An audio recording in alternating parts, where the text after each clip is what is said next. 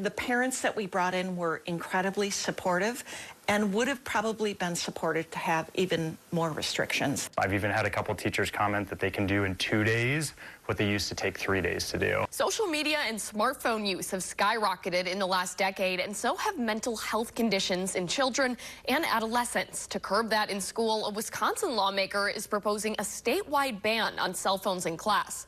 Arman Rahman has more on the bill and how such policies have worked in schools in the area. It's really allowed students to kind of open up as people. New this year, cell phones at Middleton High School have to be off and away.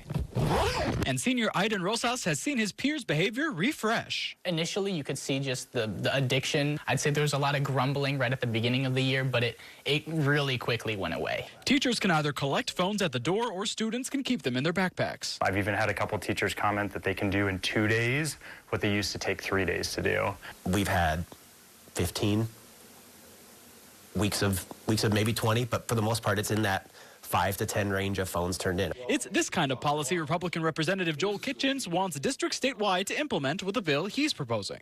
And what the bill does, it just tells the school districts to have a policy, which almost all the districts already have a policy. Middleton High School Principal Peg Shoemaker says they developed the policy with teacher, parent, and student input. The parents that we brought in were incredibly supportive and would have probably been supported to have even more restrictions. UW Health's Dr. Megan Moreno says the #1 person texting a child during the school day is usually the parent.